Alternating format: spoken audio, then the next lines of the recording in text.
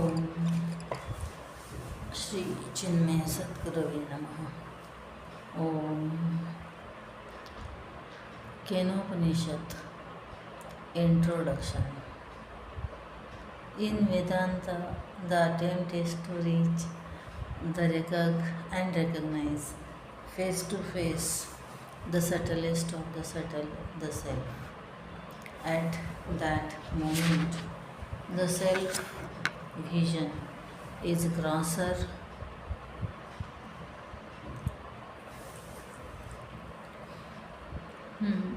that moment of self-vision, the grosser robes fall off, and truth, our real nature, comes to be recognized as all-pervasive intelligence. When we recognize the vital forces of life, the very fountainhead of all life in the universe, the world itself shall have an existence in ourselves. And when we gain a peep into the center of the center, when we meet that mightiest of the mighty, the Lord of the Lords, at the peak experience of life, in our self-realization, we shall gain full freedom from the thraldom of all sorrows, disappointments, successes, failures, etc., and come to enjoy the voiceless joy of perfection, the immortal state of Godhood.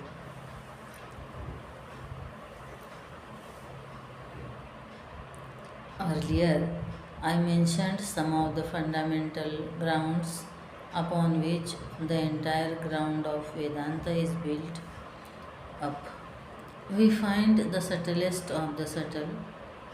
The principle of truth resides within us as a divine spark, enveloped as it were by the grosser coatings of matter, the grossest being our physical body. In order to drive home this fact, we had the expressive and ample illustrations of the chocolates in different wrappings and shapes. We will discuss and try to understand the reality. If there is a reality, what then is the relationship between that reality and myself?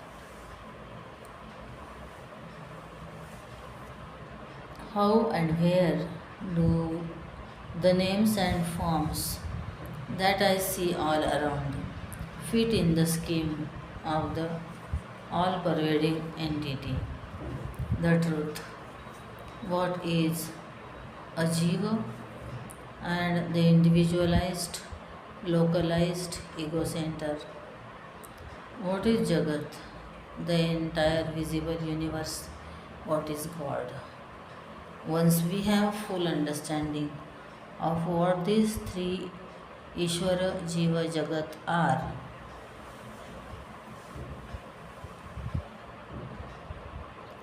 we ought to know the relationship between these three and the Supreme Reality. We have to inquire into and discover what is the relationship between the individual ego centers, the I concept of which all of us constantly have.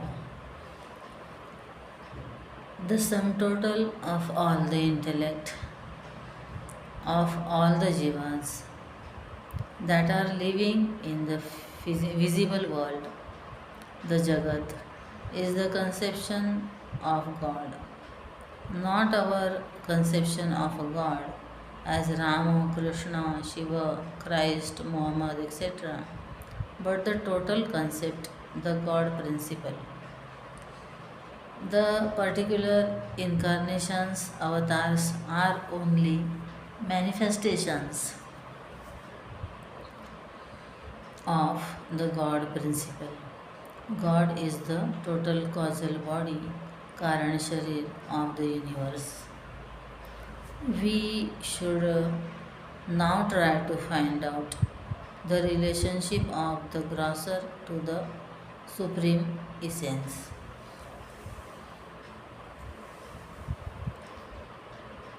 The self. Our work will not be very easy as it is very difficult for words to alight, as it were, directly upon the exact relationship.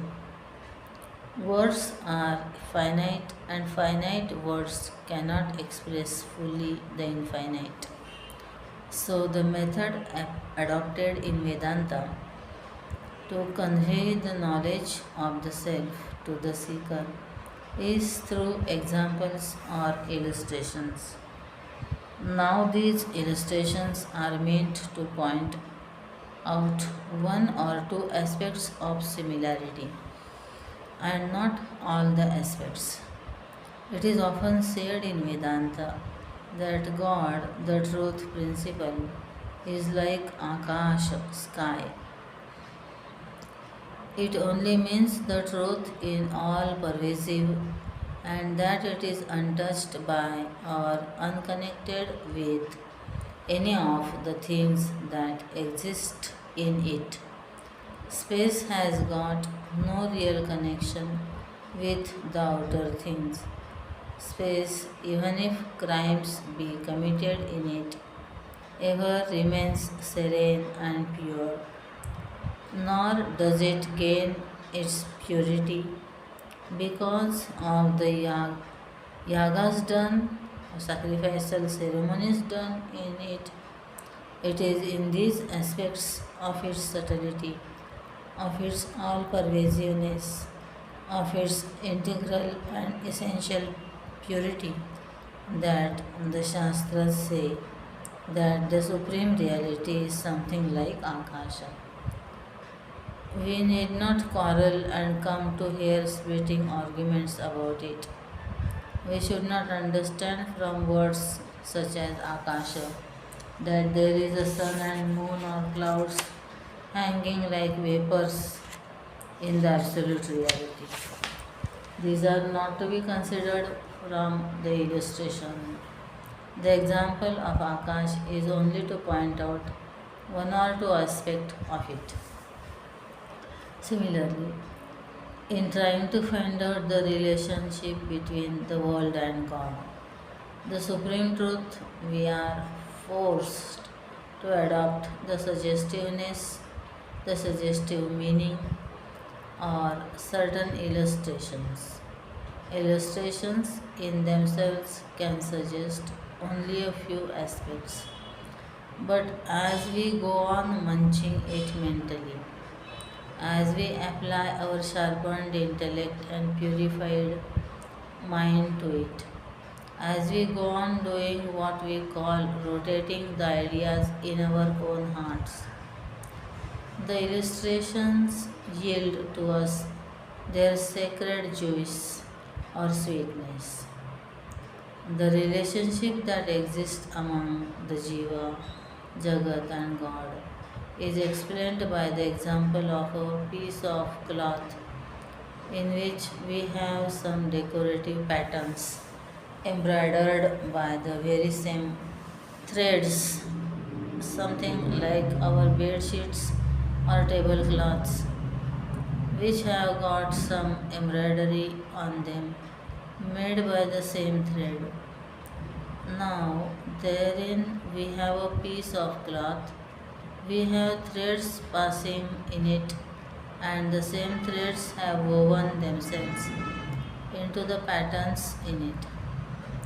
The various patterns together give us the idea, for example, of a family sitting at tea. Now, the conception that we gain out of it, of a family sitting around taking tea, is equivalent to our total conception of the Jagat with so many oceans, continents, mountains, etc. Now, in what does this piece of cloth exist? As it got an existence other than the thread. If we were to remove all the threads, where would be the cloth? The cloth is the thread, but in our not seeing the thread, and when seeing only the thread patterns, we come to have the conception that there is a family at tea. The thread here stands in the place of God, Ishvara Sarva Bhutanam. O Arjun, I sit in the heart of everybody. Like a thread in a garland, I penetrate through every form and hold them all together, says Krishna in Gita. In this pattern of family at tea, what is the essence? Nothing but the thread. But for the thread, there would have been no pattern, and but for God, there would have been no Jagat. Thus, the names and forms, tastes and smells, sounds and touches constitute the total conception of the outer world we have. The whole world is made a pattern in the Lord by truth, the God principle of the Jagat, the piece of cloth. If we take away the divine principle, the entire pattern must necessarily melt into nothingness, just as the piece of cloth ends if all the threads in it are removed. The patterns in the embroidery individually stand for the individuals constituting the world. The threads stand for the God principle, the Ishwar. Now let us analyze and try to go more deeply into the God principle. Let us analyze a piece of thread. What is the thread made up of? Is the thread itself a self-born thing and eternal? Does it exist by itself and in itself? What is the cause of the thread? Certainly, from the standpoint of the thread is a cause. But is the thread in itself self-sufficient to be a cause for thread? If it has a cause, what is the cause? Cotton. But for the cotton, the thread could not have been there, and but for the thread, there would have been neither the cloth nor the patterns woven upon it. In cotton, the thread, the patterns, and the cloth exist. Out of cotton, all the three came, and into the cotton back again they all must go when they perish. There are, say, some 10 idols made of mud. Each idol may be named differently. Each has got, according to its form, a different name. Names change according to the form. The forms change with the names. Break them all. What do we find? Mud. Mud. Mud they were. In mud they exist, and into mud they go back. Mud is the truth principle in that array of idols. Similarly, the truth principle in this piece of cloth is nothing but cotton. Remove all the cotton in it and give me a piece of cloth if you dare. And yet, even so, we rarely recognize cloth as nothing but cotton. We understand, but we fail to maintain the understanding. For example, a shop boy knows the cloth pieces in his shop only as cloth and not as cotton. So too in life, we seek the truth, but while life is nothing but truth, we ever strive only to have an objective understanding and not a subjective realization of truth. The relationship between the individual ego, the jiva, and God is the relationship between the pattern and the thread. God is the immediate transformation of the permanent truth, and the next transformation is man. From truth, a step down, an immediate modification is God principle, and the modification of God principle is man. Now we have understood that God is man in the sense that the pattern is nothing but a thread. In Vedanta, the all pervading supreme reality has in itself gone into no modifications. The cotton is ever cotton, only it changed its form, and we gave it the name thread at one stage and the name cloth at another stage according to our own angle of view. The same piece of cloth changes its impressions and reactions upon us. On a casual, superficial look, we see it as a bed sheet. Here we see only the gross total form. When we observe a little more closely, we see the thread, and when we examine it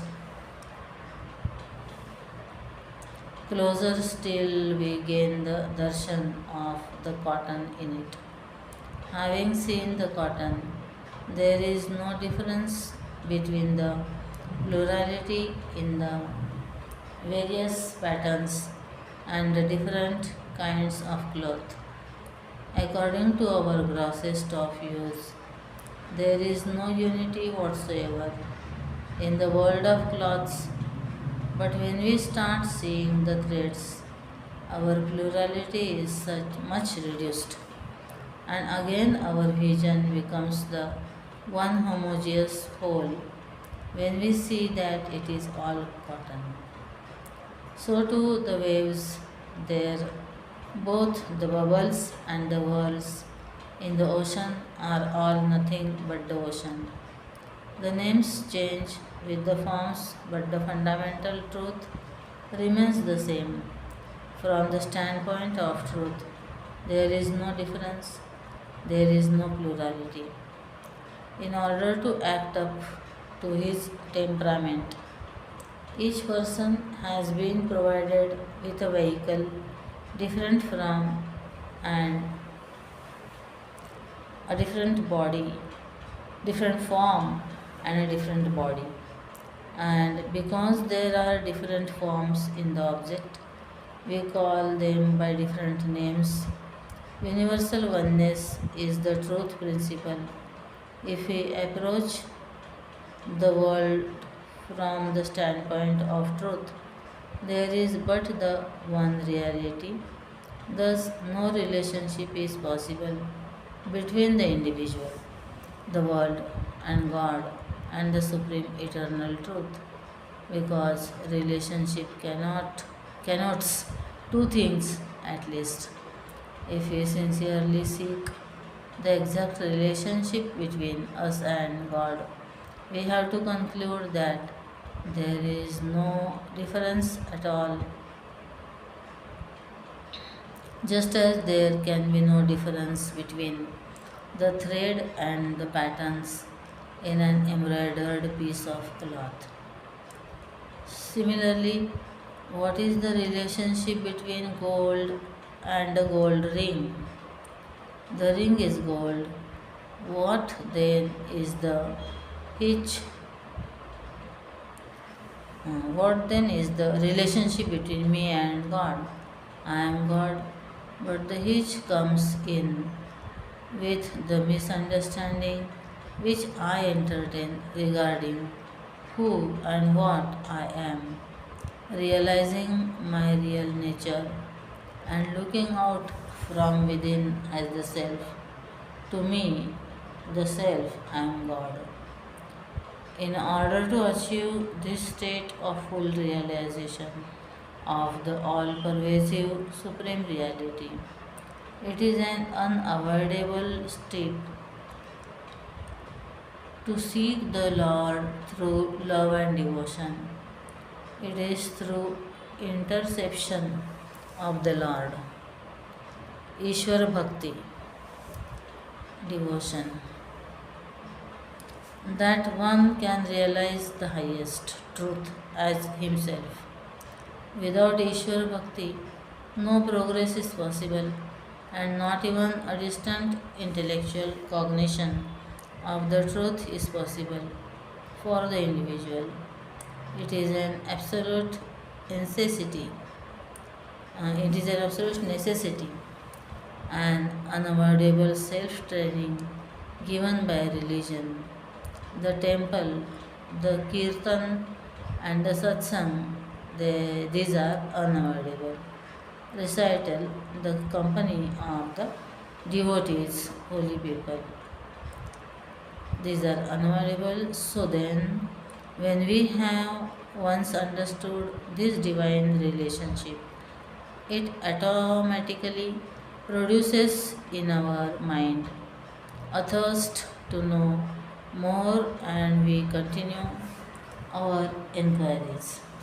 A great question will then come to our mind as to when did all this rise up? Don't you think that if there be in reality only one fundamental truth, as the satsang has shown, what about the many forms that I see around me?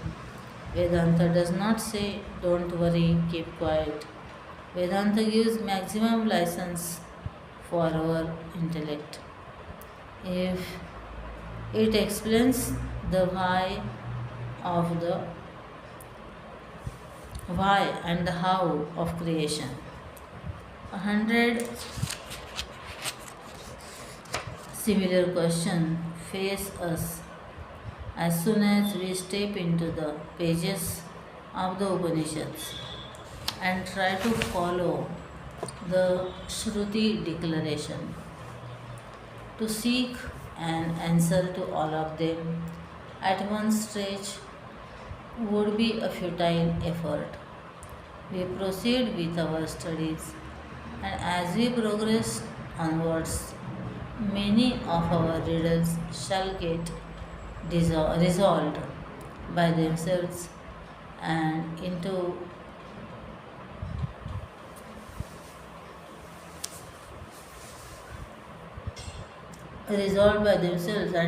many our doubts.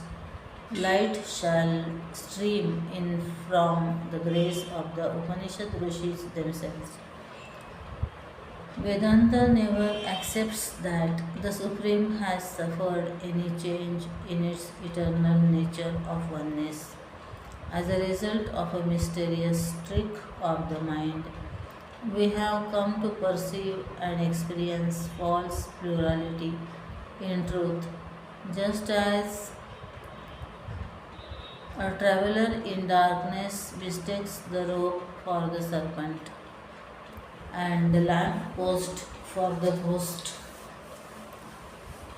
This power of veiling the truth in us is termed as Maya in Vedanta.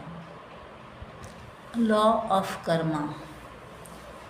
The law of karma has been often misunderstood as the law of destiny. There is indeed a lot of difference between the law of karma and the law of destiny. Had our law of karma been equal to the law of destiny, the Hindu civilization would have been long ago ended like the Roman or the Egyptian civilization. The law of destiny has a corroding effect upon the human heart, and in a short time it renders its followers to be mere ineffectual lotus eaters. If a nation depends entirely upon the law of destiny to guide it, it shall fall and become a country of narrow minded, inactive animals. On the other hand, a people believing in the law of karma and who live up to it become a generation of spiritual giants and dynamic citizens. The law of karma is based upon the final conclusion that this life is not an end in itself, but is just one of the little incidents in the eternal existence of each one of us. Amongst us, each one is a type and has a little life different from the other. The destiny of one is obviously different from that of the other. Had this been the very first and the last of our births, we should have had a more uniformity of experience in life. Let us suppose that we have just fallen from truth or reality into this momentous and calamitous misunderstanding that we should not have such a dissimilar scheme of each ego living its own life of special joys and woes. When we inquire with the causes of great difference among human beings, we are driven to the conclusion that having risen from different causes, each one of us should manifest as a different effect. Effects depend upon their causes. This life is which we are living is only this life in which we are living is only one of our incarnations. We have had many incarnations in the past, and probably many more shall come to our lot. From birth to death, and from death to birth, the world goes on, but we do not appreciate it or understand it because we are viewing life from a very circumscribed point of view. We think that life means the period spent by us between our birth and our death, and what we see and experience around during this interval is life. Supposing there hangs a picture painted on a canvas. In order to see the entire picture painted on it, we have to step back to some distance, and only then can we see the entire view, the rhythm of the colors and beauty of the curves, etc. Similarly, when life is viewed in its nearer perspective, we find that it is illogical, unrhythmic, etc. In detachment, we will have to move away from our present life to view the whole life and understand it as such. Some of us blame the Creator from our unfortunate lives and despair by saying, "It is all our fate." You should understand that there is a rhythm in the universe, in that the planets move regularly, the stars ride their appointed paths, etc. Everywhere there is the law of rhythm, and everything conforms to that law. Only when we come to the subject of life, we say there is no rhythm and there is no logic or system in it. It is not so. We are the various effects rising from different causes. The causes being different, the efforts are different.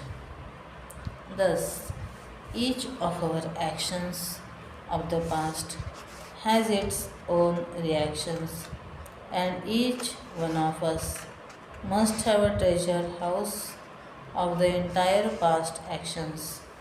This is called the Sanchita Karma.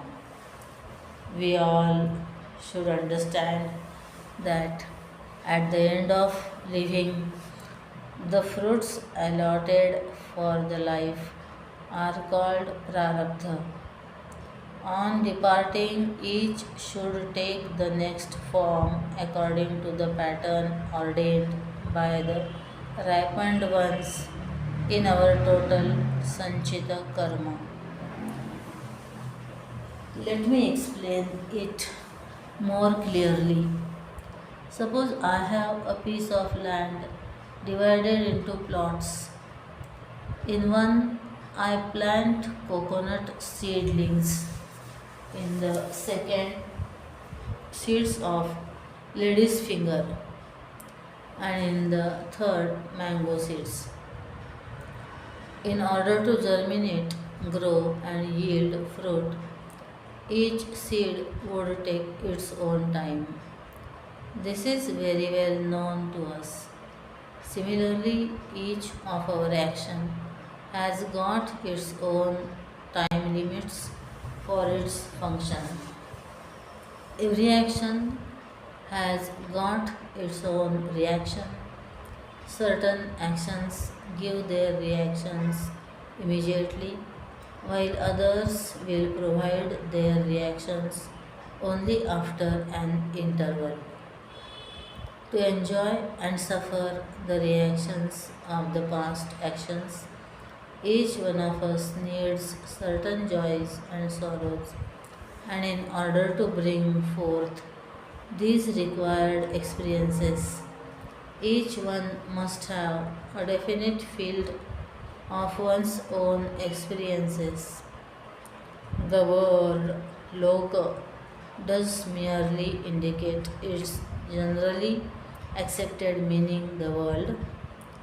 Loka means the special world in which I live my own inner experiences, the external world of objects remaining almost the same for all.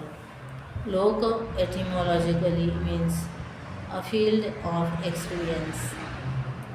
Again, people misunderstand the real meaning of prarabdha when they take the word to mean all the failure, importance, and weakness in them. If we are to be guided by this delusion, the prarabdha in every act of ours, there is no room for self improvement through self effort. There are some who console themselves by saying that I have no faith or love in God, and it is my prarabdha. This is a defeatist mentality. So far as we entertain and live in a defeatist mentality, we cannot expect any progress. Without a personal morale, we cannot work for our progress. From where does this Purushartha come in if Prarabdha orders every action? That we have been given by the Divine Being a limited freedom is the truth. For example, we cannot bend a piece of rail as it is, but supposing this rail piece is beaten out and made into a chain, the rail matter becomes very easily pliable. Similarly, when a cow is tied to a rope in the center of a pasture land, she is not free to graze the entire field, but she can move freely within that circle drawn by that rope. Similarly, man, though he has taken his body to live a fixed prarabdha, one reach the supreme goal of life by living the freedom allowed to him from moment to moment.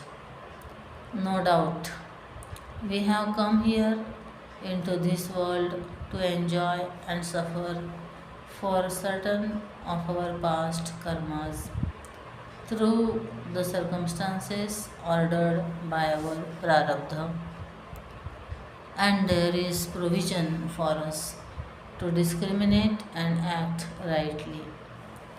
For example, is there not a certain amount of freedom in choosing whether we should go to a cinema or a satsang?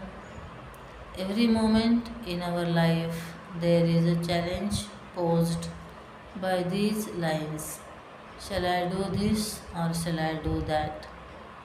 There are two ways to deal with each challenge.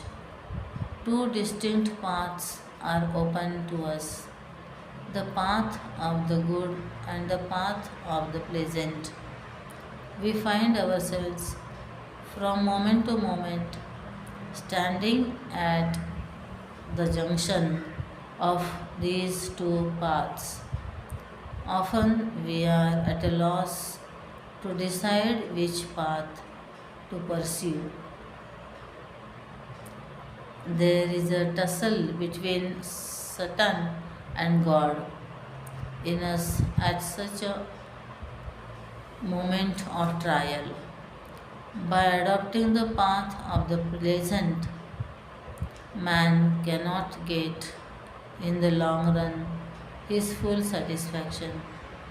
This is the experience of all. One who has adopted the path of the good gains peace of mind. Slowly, the former, under the impact of repeated disappointments, comes to think that he should go through the path of the good.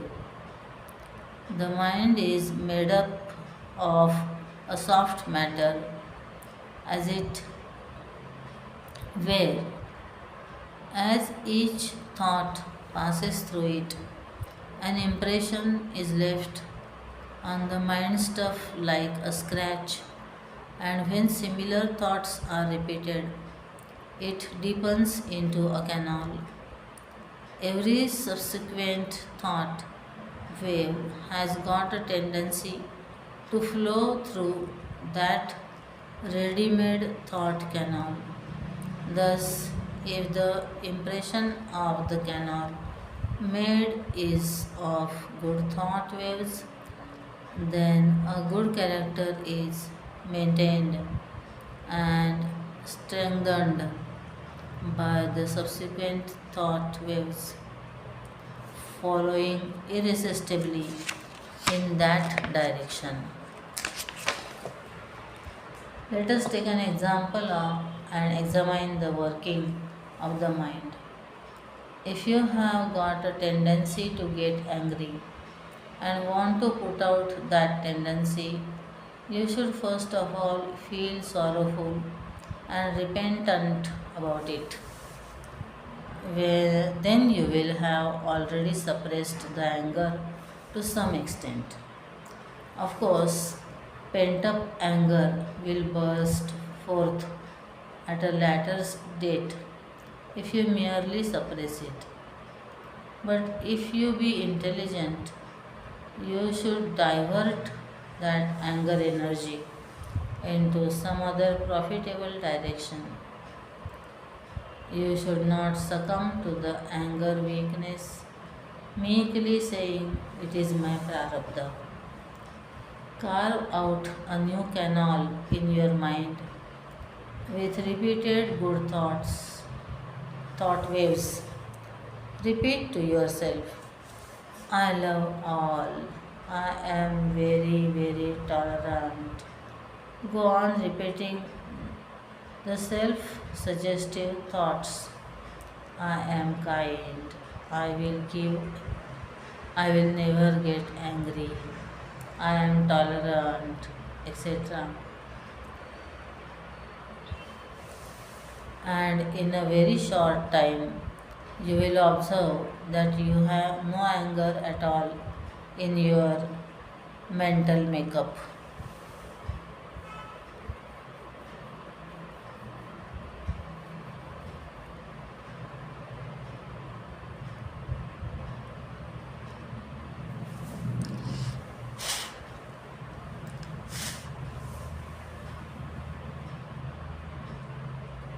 First of all, you should cognize things, be aware of your weaknesses, be fully aware of them. Man is his mind, he is the very composition of his mind. When one performs some actions,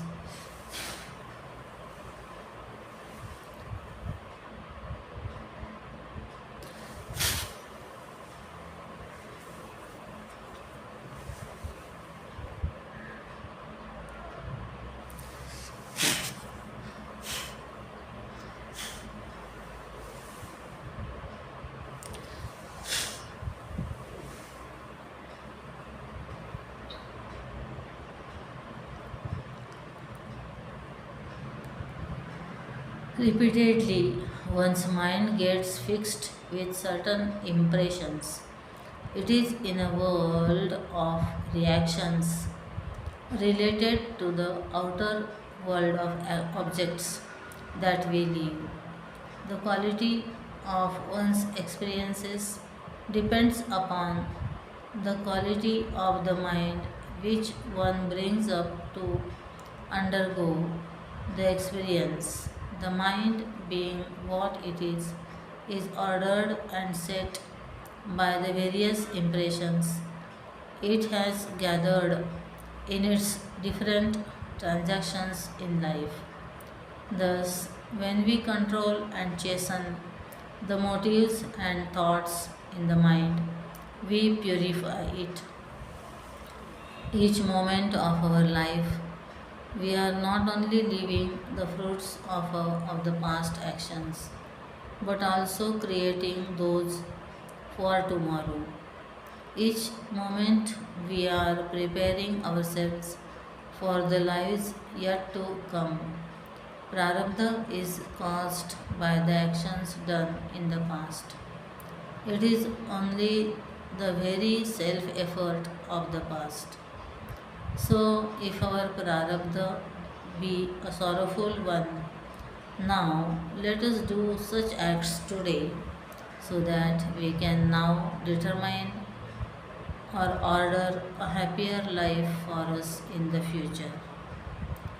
The law of destiny does not explain to us how while even while we live the preordained and prarabdha controlled pattern of circumstances, we can have in the immediate moments a freedom to create afresh. This idea is not explained in the law of destiny. So it shatters our morale and a soul killing defeatist mentally comes to in man and makes him a dull, inactive individual, a mere dumb animal. A happier morrow is built up only when we live today a life divine. Religion has been asking us to entertain and live such values of life so that while living them, we shall be creating an ordered life of fuller joys and for the morrow, not only in this life but also in the next life. We shall be able to enjoy the fruits of our divine actions. Use the main righteous path. Avoid the violence, the narrow, thorny, unrighteous path. We must start and constantly keep on to the right path to reach the Supreme, our goal. If our course be in the right direction, then we shall certainly reach in time our destination, the Supreme. Yet another way of looking at it and coming to the same conclusion is by reviewing life in the light of time flow, wherein the future through the present is ever becoming the past.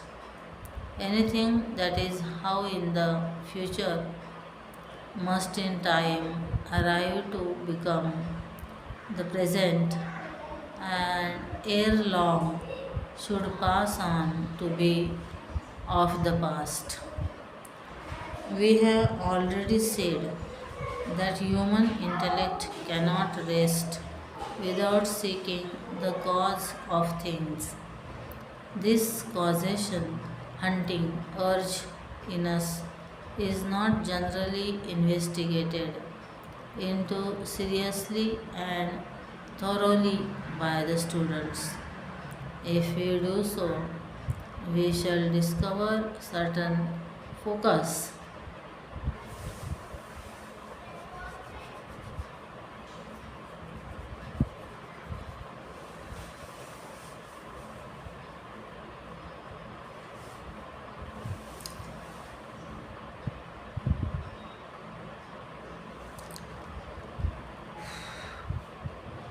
in it, discover certain facts in it which shall reveal to us the inner meaning and the deeper significances of the law of karma.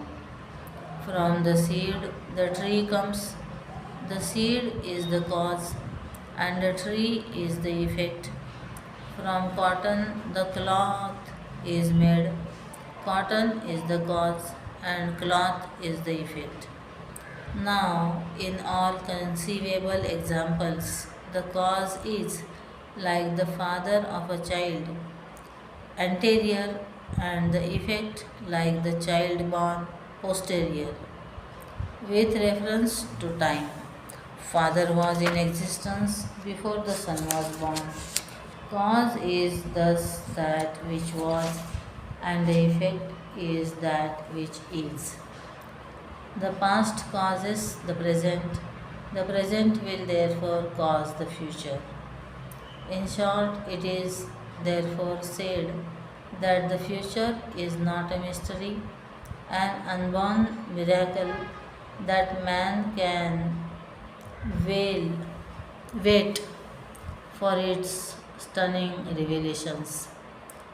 The past modified in the present alone is the future. The things to come are not ordered by the mere continuity of the past. It can never be. This freedom to modify the past and thereby create a future for the better or for the worse is Purushartha self effort. To illustrate, if down a river running at 2 miles an hour, a log is floating, then it will also move at the same speed at which the river flows. But supposing the log is fitted with a motor and manned by an intelligent driver, the log will have an independent movement of itself, no doubt conditioned by the flow of the river. When the speedometer shows 10 miles an hour, the log will move 12 miles in an hour down the river. and only 8 miles an hour if it is moving upstream. The flow of the river will always be there, but due to the machine and the intelligence of the driver, the log has developed a limited freedom of movement now. Similarly, the plant and the animal kingdoms, like the log that floats down irresistibly in the flood of the past, move directed and guided by their natural instincts and mere impulses. But on reaching the human level, man acquires his reasoning capacity and is a captain in his discriminative faculty. Using these two, he can steer the ship of his life safely to his destination, the goal, the ideal. Viewed carefully, the present in itself has no existence. It is a mingling of the past and the future. The passage of the future to the past is the present. The living present is at once the tomb of the past and the womb of the future. The tomb womb present has roots going deep into the past and branches spreading around everywhere into the future. To consider, therefore, that the present is but a product of the past. Prarabdha is undignified. To recognize them that the future is but a product of the present, Purushartha is unintelligent. Therefore, there is no slavery, nor is there full freedom. There is a limited freedom, which, if intelligently used, can redeem us from all entanglements. Thus, the law of karma, when correctly understood, is the greatest force of vitality in Indian philosophy. It makes us the architects of our own future. We are not helpless pawns in the hands of a mighty tyrant God, who, it is believed, has created us so weak and tearful to lead our lives of limitations and pains. If we are weak or sorrowful, it is all because of our willful actions.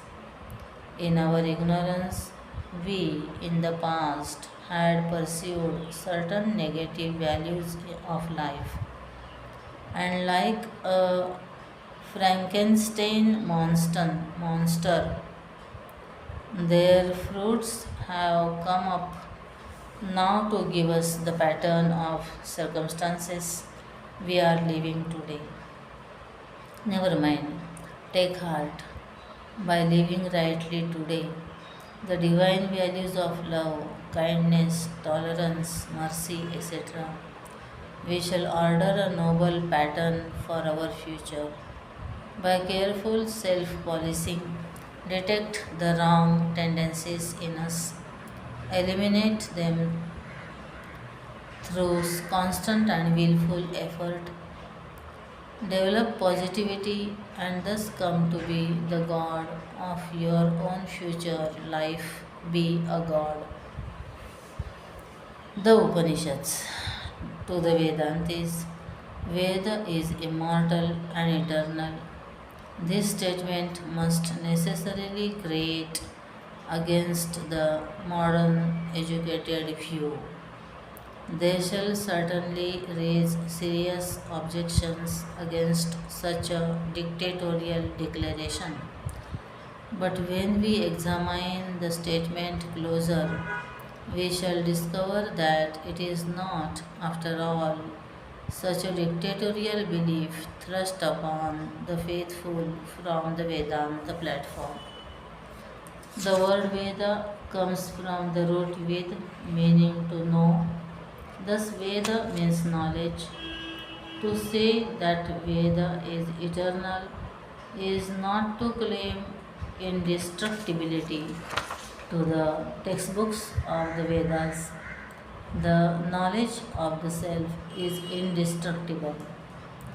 When this statement is not easily, even this statement is not easily acceptable to many. Let me try to illustrate the idea with a modern example. From the days of Newton's discovery, we know that there is a measurable quantity of force called the gravitational force with which the earth is ever attracting everything unto its own center. Now, are we not right if we say that the gravitational force is eternal in the sense that it was silently acting even before the fateful afternoon when that apple fell upon the nose of Newton and made him sit up and discover the force of gravity? And now, even when long after we have forgotten about this discovery, the force is acting upon things on and about the globe.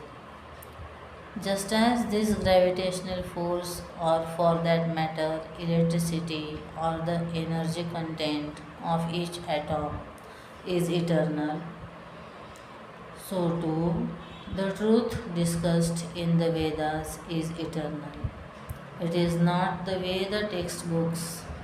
They may get destroyed in some tragic accident, but no harm even ever come to the truth, the self, which is the theme of the sacred Upanishads.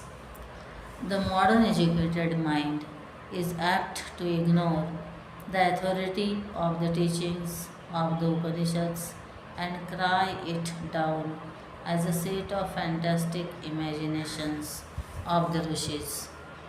This view can be maintained only when we have a superficial view of the Upanishads. If we study them closely, we shall gain more and more insight into them, and our faith in them will be more steadfast. The authors or seers of the Upanishad mantras were the rishis who, having lived through years of intense experience of the world, had come to feel the hollowness of a life of makeshifts among its endless medley of means and ends.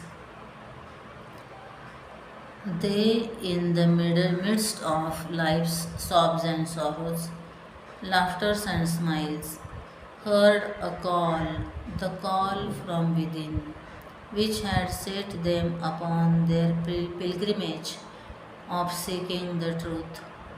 In deep dispassion, they retired into the thick of the majestic forests of the Ganges valleys, and there, with a highly developed mind and intellect, scooped their bosom to observe, analyze, classify, and conclude the how and why of the deeper workings of the psychological and the spiritual man in them.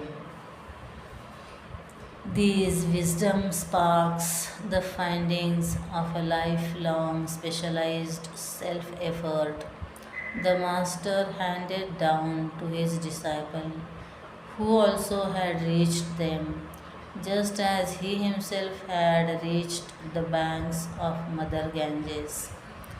The disciple learned from his Guru and carried the torch of knowledge, maintained, tended, nursed, and nourished by his own experiences and conclusions until he handed it over intact and blessing to his disciple. Thus, from teacher to the taught, the knowledge supreme has come down.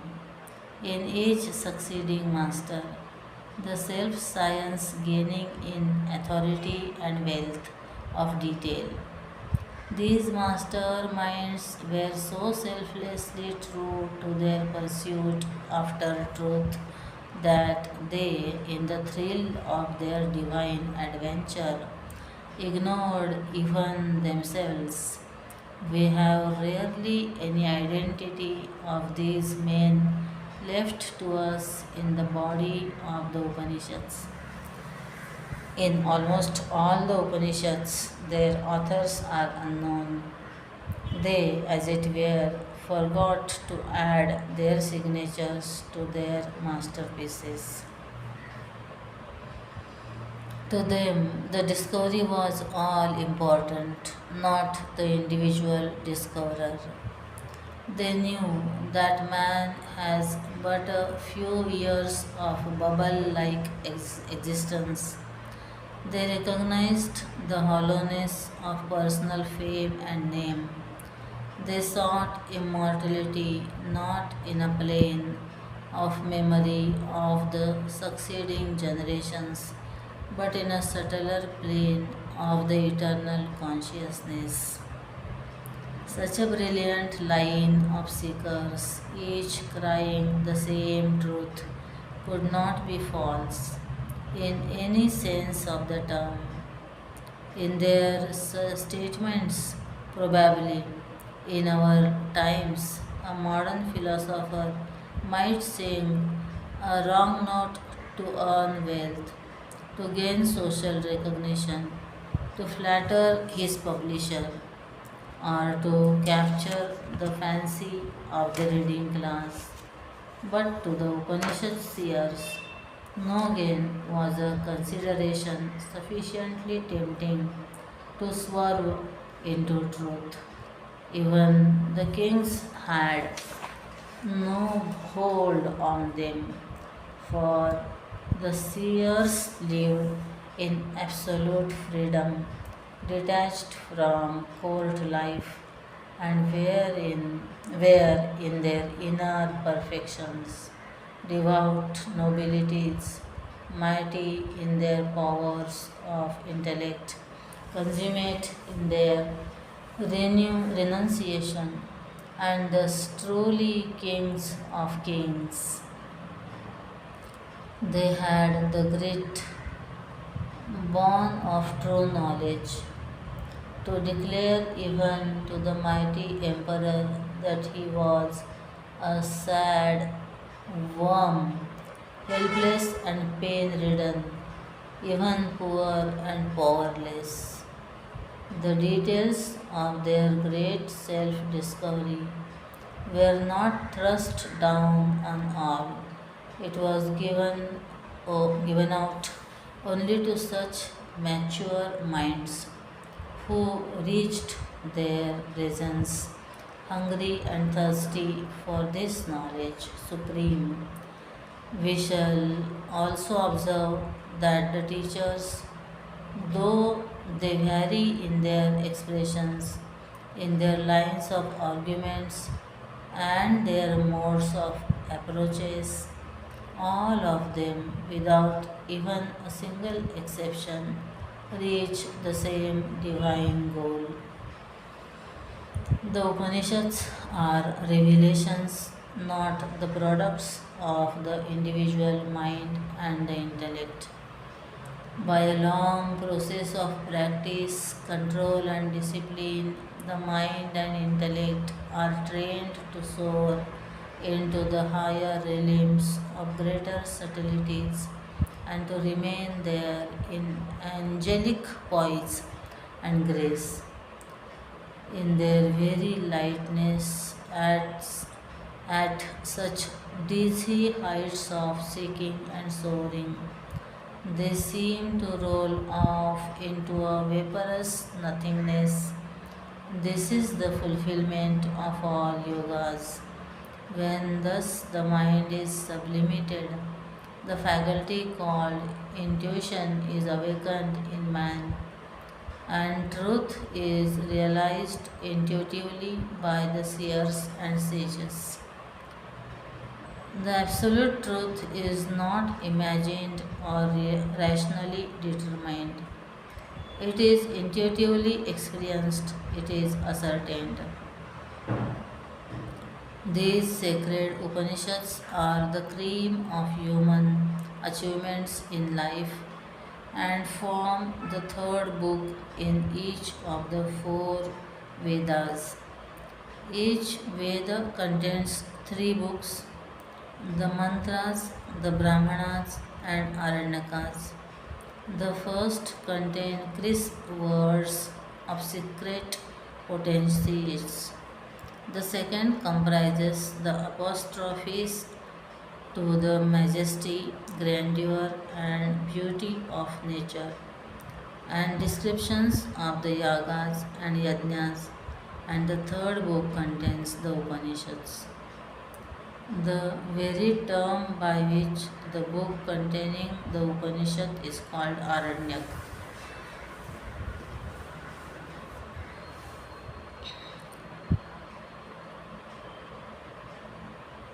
means that which is to be taught and studied in the forest. It means that a field of peace and majesty is necessary for the mind and intellect vehicle to speed out and take off from the gross material earth earthly thoughts and considerations. You need not look aghast at this statement, even when you have some small personal problem, say to resign the present job or not. What do? Don't you walk out of home and go to a quiet and silent park and lying down there under a tree, mentally review the pros and cons and come to a final decision. When an ordinary material problem needs this much of solitude, peace, and space sense about us, how much more should one need the help of a right atmosphere to delve within and seek the eternal well of life?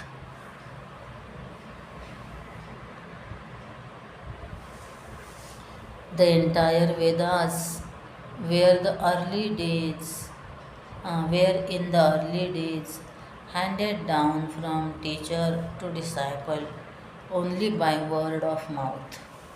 But in the time of Sri Vedavyasa, the mastermind detected a perceptible fall in the quality and stamina in the nature of man. Those were the days when materialism had probably started to throw wide its muslin net of false values and false charms. Sri Vedavyasa rightly foresaw that soon the science of sciences would be lost to the future generations unless they were collected, classified, and preserved in writing.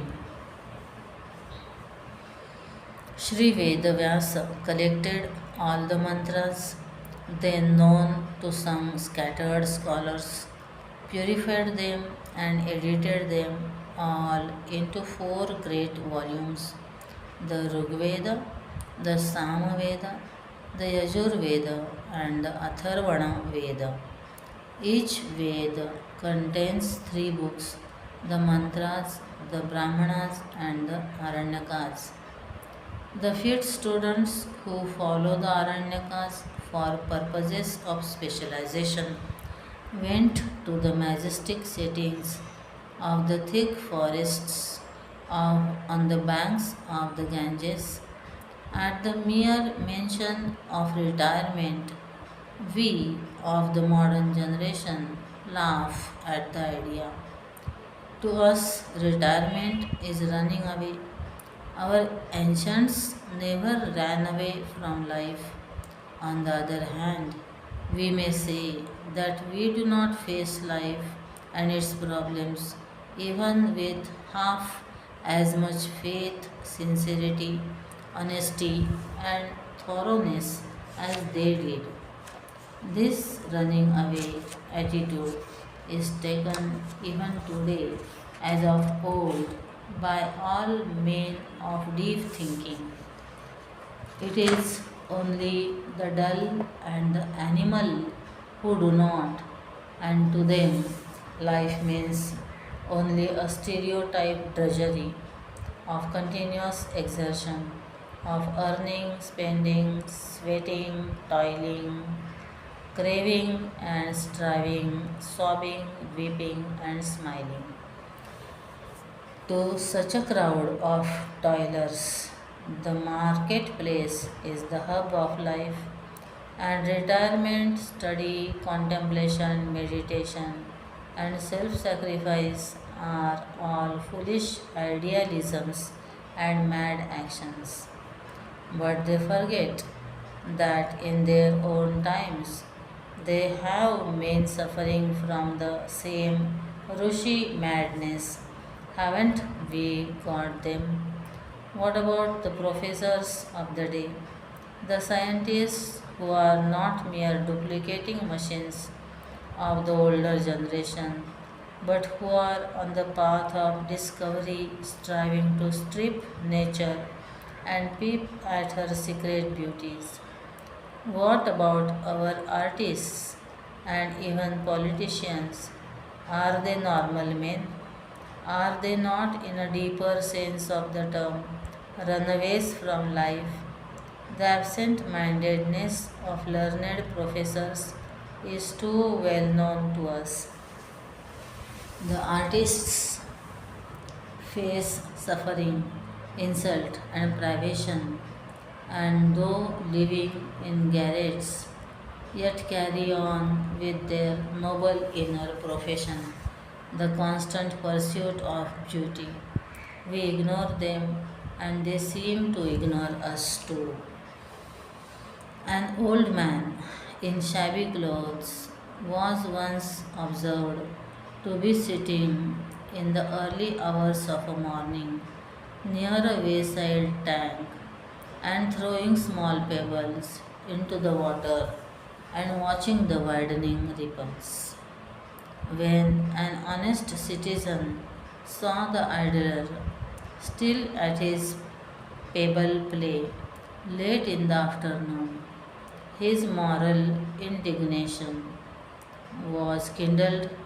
He declared such men should be shot at sight in any in any profession, progressive state, if it is run by responsible men of intelligence and character. Such men are a heavy burden on a country.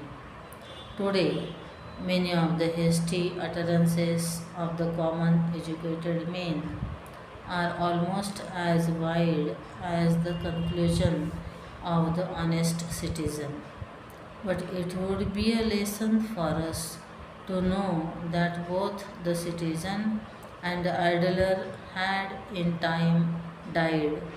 The citizen, like any street dog, was forgotten and forgiven, but the idler is remembered and worshipped even today, for he was no other than Medici himself, the master painter who has left for us his immortal canvas, wherein he had caught the eternal play of light and shade upon those ripples in the tank. Medici. In short, the real, productive, original work does never give us any sign of flutter, hurry, excitement, or outer sweat. It is a deep and fierce inner toil, much too subtle for our gross eyes to see. It is an observed fact. Even in our own machine age, that when a wheel is turning at a terrific speed, it seems to be motionless. A top at its early fast movements of spinning would look like a picture of a stationary motionless form. Only when its speed gets reduced does it deflect, exhibit agitations, swing more and more across its own axis. When a man lives the greater life of thinking and discovering, there is a less and less of the ordinary external gross activities. In fact, such men, even while living in a laboratory, studio, or garret, are men living away from the life of the town's folk. It is not possible for them to dance or laugh along with the Broadway crowd. They live certain values more seriously and more intensely. It will be foolish and thoughtless on our part to laugh at such great men and condemn them as runaways from life. Similarly, some men felt the urge to seek a goal far subtler than mere eating, drinking, sleeping, and breeding. For such a life of deep contemplation, a quietude of atmosphere, and a desireless state of divine peace within are unavoidable. And such masterminds in the past retired to the banks of the Ganges and living through years of self watching and self analysis slowly cut out the route to the peak of self perfection. They handed down their discoveries to their next generation through their disciples, and they in their turn, added miles of the path to the unknown and themselves disappeared through death, leaving the work for their disciples to complete. Upanishads disclose to us the road to the within, which is the combined work of many generations of great thinkers who lived the ideals they had discovered. These final discoveries of the eternal, infinite nature of the human soul refused to be trapped within the meaning of the words of any language. Thus, they had to prepare a specialized, cultured Sanskrita language, the greatest vehicle to express the inexpressible, had been thus arrived at in Sanskrit. Upanishad mantras fulfill their functions only through their pregnant suggestiveness. They do not directly and openly explain or explain, but with their indicative meaning in their secret import, in their meaningful suggestiveness, they simply guide us to the very presence of truth. Hence, we always need the interpretations from a guru to understand fully the meaning of the Upanishads. And any amount of mere reading would not reveal to us their fuller and ampler wealth of meaning. These mantras are jealous, shy, and secretive by their very nature.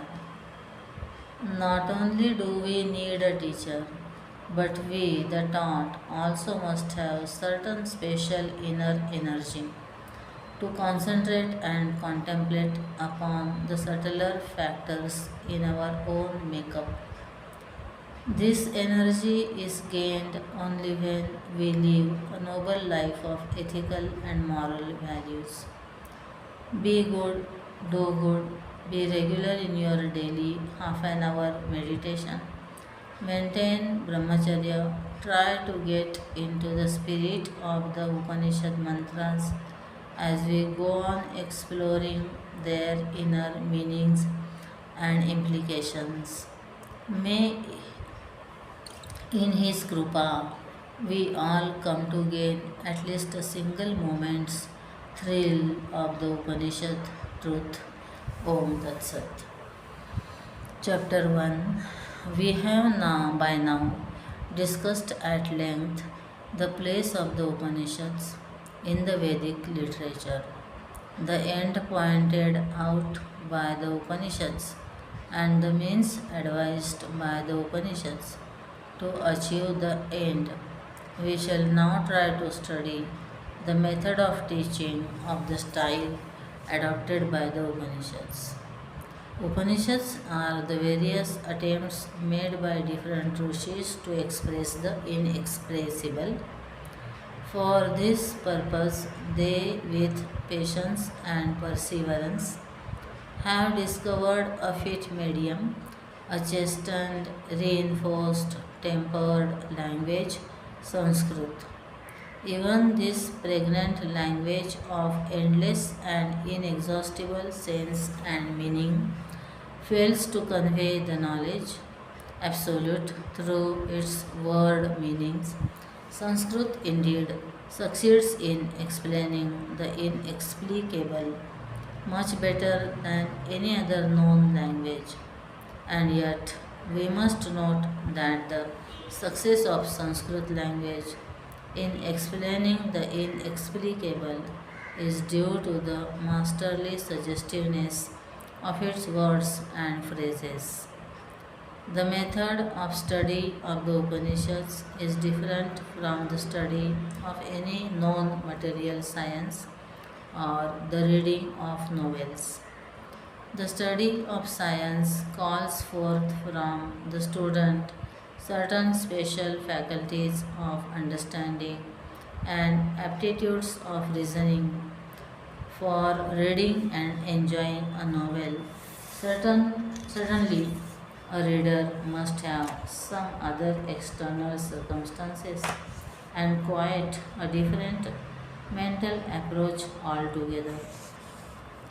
So, too, in the study of Upanishads, we require some special adjustment both without us and within ourselves. The how and the why of this assertion is illustrated in Vedanta textbooks thus. Supposing a few of you and this sadhu are going for a walk on the second day of the bright fortnight. Suddenly, Chinmaya notices the glorious crescent in the bright cloudless sky. The beauty of the vision prompts him to share it with his friends. Naturally, he cries out, "Friends, see, yonder, there, the beautiful vision," and points it out with his finger. But his companions fail to detect it. There is in them an anxiety to see, and there is equal impatience in Chinmay to show it to them.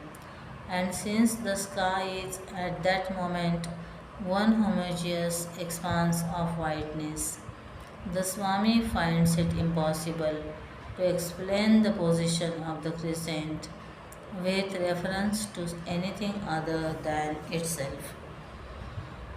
Had the thing pointed out been an object among many different objects, it would have been easy, as he could employ the simple method of on the right side of the table, chair, or book, etc. But in the bright, cloudless summer sky, this method becomes ineffectual and impracticable.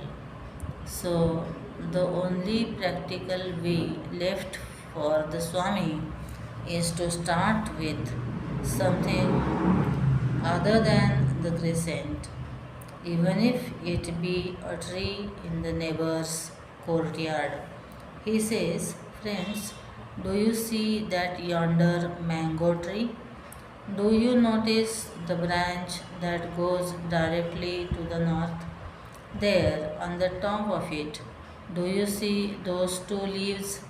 Yes, those which are nodding. That is right. Do you see them now? If the friends have no faith in the Swami's sincerity and honesty, if they have no belief that the Swami has really seen the crescent and is impatient to share the joy vision with his friends, then those friends can never be benefited by the Swami. If the friends at the very outset start asking questions as to the method and conclude that to show a thing in the sky, why should we worry about the mango tree, the branch, and a particular pair of leaves? Then the poor Swami might give up at once all his attempts to impart the knowledge and to share with them the vision of the crescent in the sky. But supposing the friends have firm faith in the Swami's sincerity and are ready to go through the necessary stages of the Swami's directions, then if they cooperate wholeheartedly, first to identify the exact leaves pointed out, thereafter the discovery of the crescent moon would be but a mere child's play. Thus, the Brahmavidya gurus in great detail strive to indicate to us the tree, the branch, and lastly the leaves. From that point, they only instruct, see the self, look ahead, yonder is the truth. We have detailed, though often self contradictory, explanations of the creation processes, the explanation of the individual's body, vital air, prana, mind, intellect, and bliss sheath. There are wonderful assertions of truth in some statements and equally powerful negations of untruths in other statements, and all these are but preparations. When the disciple in faith and sincerity follows the explanations and statements carefully and diligently, he can soon come face to face with truth in himself as his own self. He is face to face with truth even long before he is actually conscious of the very vision. Even when, as in our material example, we see the leaves on the mango tree pointed out, we are indeed looking straight in the very direction of the crescent. The crescent moon is already in our eyes, but we are not aware of the crescent moon, that is all. Up to the leaves stage, the seer who has seen the crescent can help the one who has not seen the crescent. Afterwards, the seer must retire with his last instructions, look. The observer must then renounce his gaze on the leaf and look ahead to the far. We may even say that the seer sees it not in an effort to see, it is just a process of lifting his attention from the leaf, and with an impact irresistible and sudden, he becomes aware of the crescent. And having discovered the crescent, he can with ease see the one look both in one look both the leaves and the crescent. So too, the Upanishad Rishis guide our attention step by step to the self, the Atman in us, as reigning in the center of life, the seat of all knowledge, by a process similar to the crescent from leaves. As such, we have to follow faithfully each of their arguments and ultimately be ready to gaze ahead beyond all the explanations and narrations. Kenopanishad forms the ninth chapter of the Laukar branch of the Samaveda. We have already seen before that each Veda contains three distinct books, the mantras, the Brahmanas, and the Aranyakas, being an Upanishad. Kena falls in the third book. Kenopanishad starts as the ninth chapter of the Talokars branch. The eight preceding chapters deal with the karma and upasana processes, constituting in them the details of rituals and religious formalities. Karmas include special yajnas and yagas, sacrifices to be performed, and upasana, which roughly are the early exercises in higher meditation to be practiced. Upasana worship has come to mean nowadays that the Lord is present in an idol, has to mean nowadays that the Lord is present in an idol, symbol, or picture. Special objects are selected for special gods. Thus, in Shiva Linga, we superimpose the vision of Lord Shiva. In Shaligram stone, a kind of nature polished stone with strange markings upon it and often containing streaks of gold, we develop Sri Narayan idea. In the cross, Jesus Christ. In Bodhisattva, Lord Buddha. In fire and Lord Zoroaster, in fire the Lord Zoroaster, etc. To the devotee, the stone is not apparent at all. His thoughts are with Lord Shiva when he looks at the linga. So too, to the devotees who worship other symbols. This some of the skeptical modern youngsters might say is not true. Allow this sadhu to illustrate the point more clearly. The child sees its mother in a woman, its father sees in the same woman his wife, his uncle sees in her his sister, and his grandmother sees in that very same woman a daughter. The child looks up to the mother in reverence and love. The husband looks at her with lust and craving. The brother looks at her with affection and regard, and her old mother looks at her with motherly love and affection.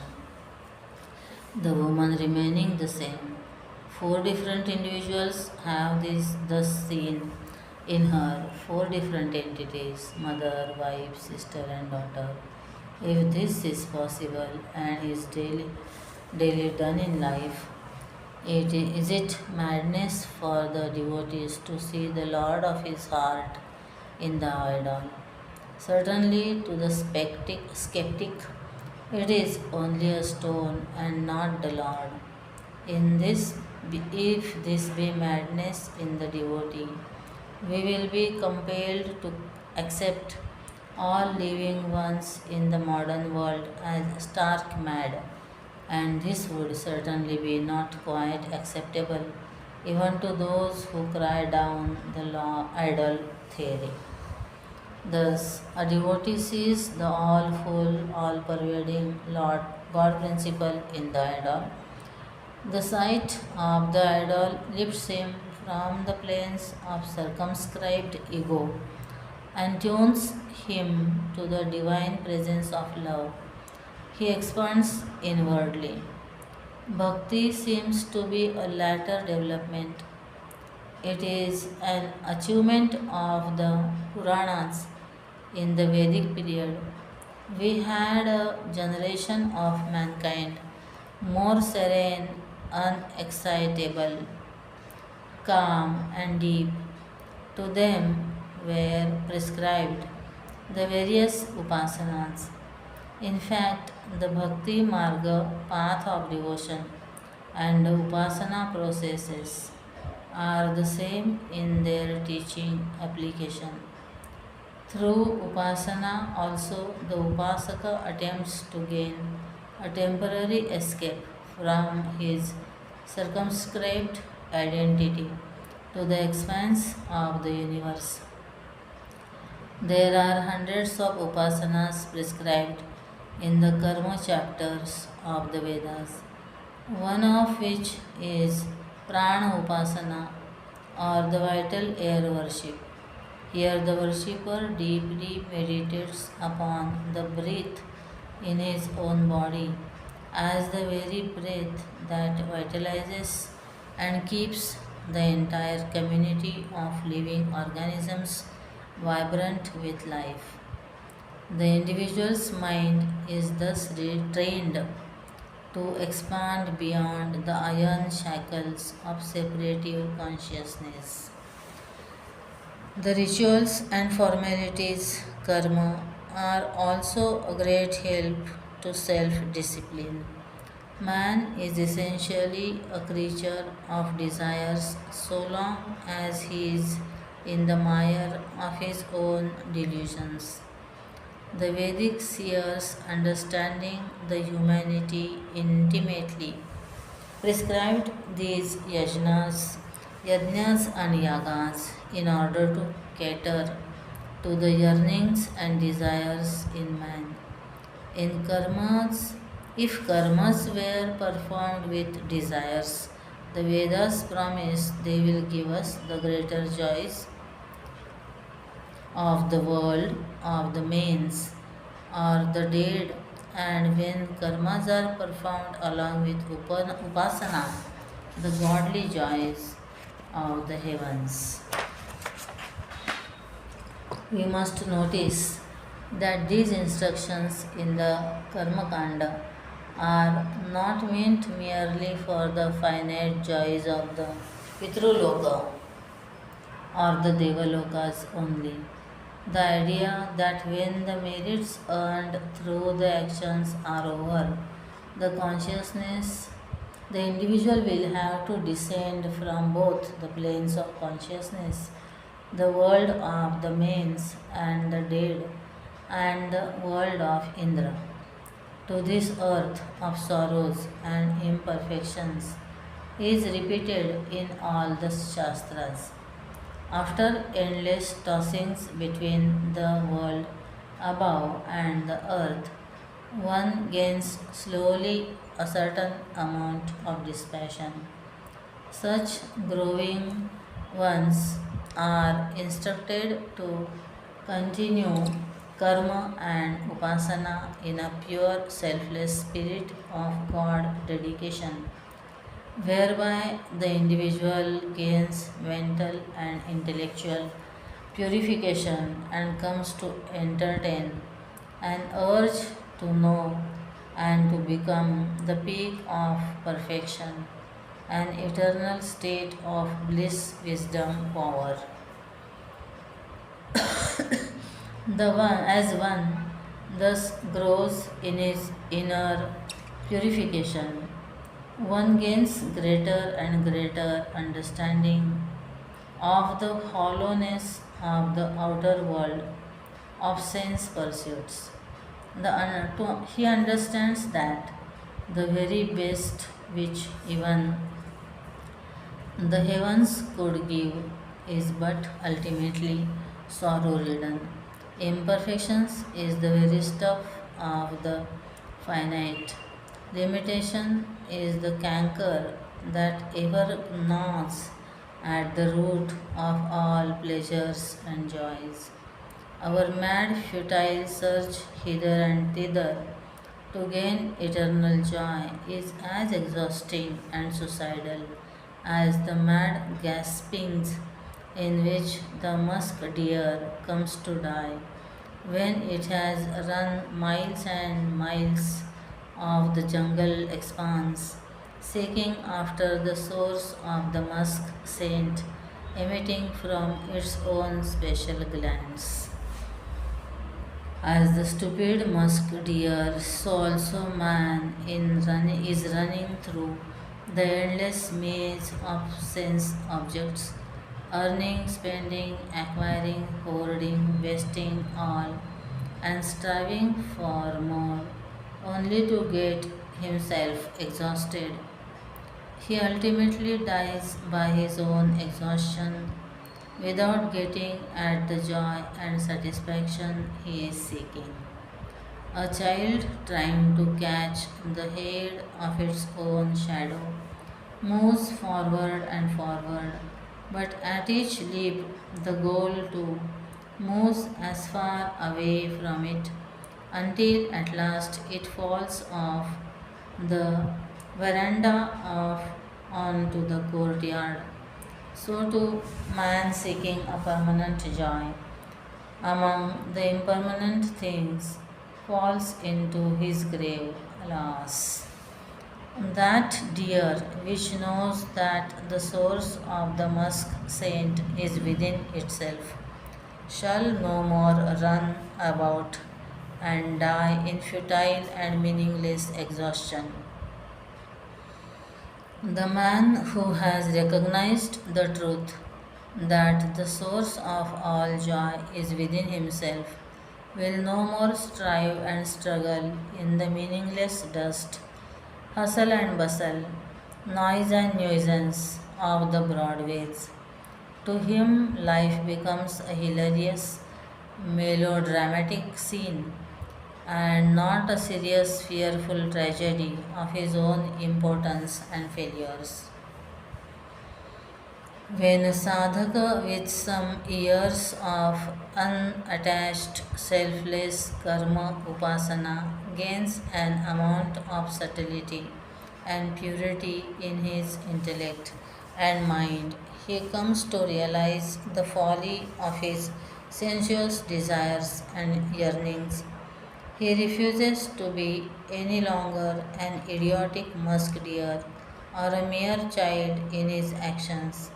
He understands that the thought is really within himself and not in the objects without. With the realization that the seat of joy, the goal of every act of every mortal, is within himself, the sadhaka, now a fit student for Vedanta, starts understanding the greater purposes to which karma and upasana can be put. He discovers that he must perform the former and pursue the latter in a spirit of pure dedication and thus earn for himself the priceless wealth of dispassion, discrimination, and an irrepressible desire for an immediate liberation from the worlds of life and death.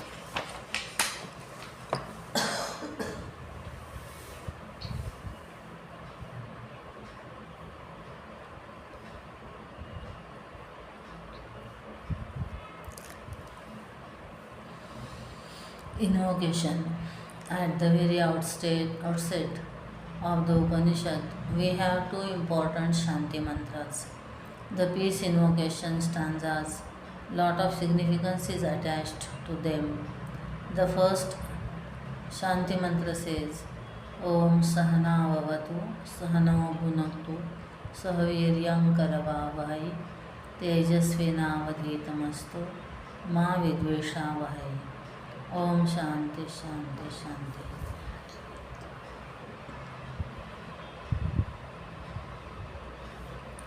Om, may He protect us, both the teacher and the pupil. May He cause us both to enjoy the Supreme. May he both exert together to discover the true inner meaning of the scriptures. May our studies be thorough and faithful. He may never misunderstand each other. We may never misunderstand each other. Om, peace be with us from bodily obstacles. Peace be with us from phenomenal realities. And peace be with us from heavenly wraths.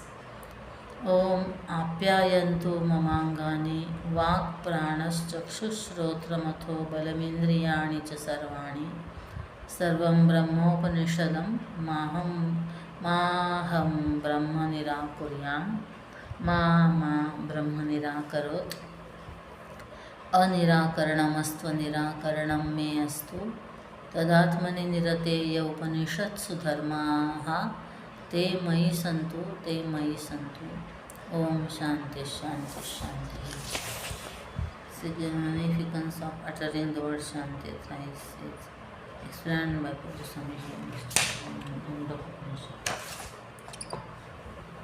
May my limbs, speech, prana, vital air, eye, ear, strength of all my senses grow vigorous.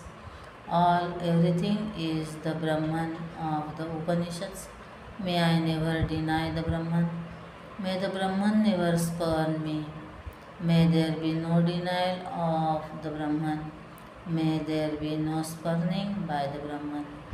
Let all the virtues recited by the Upanishads repose in me, delighting in the Atmani. May they in me repose. Om, peace, peace, peace.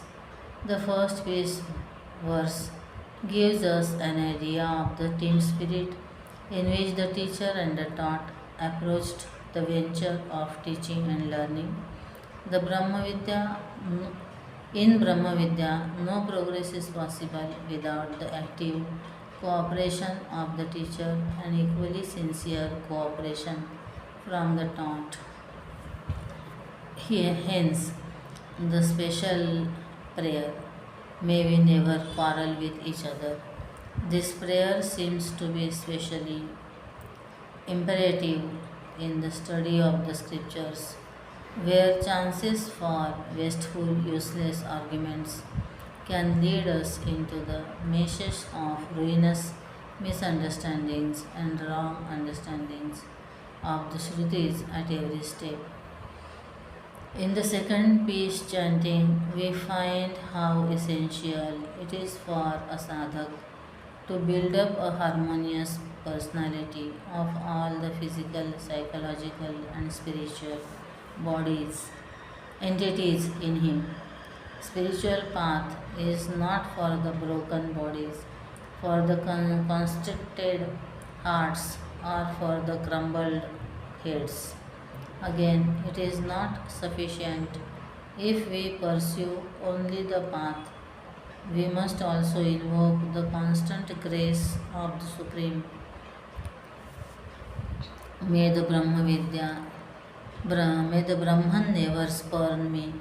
Thus each day the teacher and the pupil start their lessons chanting these two stanzas of peace. केनेषितं पतति प्रेषितं मनः केन प्राणः प्रथमः प्रयतियुक्तः केनेषितां वाचमिमां वदन्ति चक्षुश्रोत्रं कौ देवो युनक्ति. Disciple says, by whom willed, the direct and directed, does the mind light upon its objects? Commanded by whom does the mind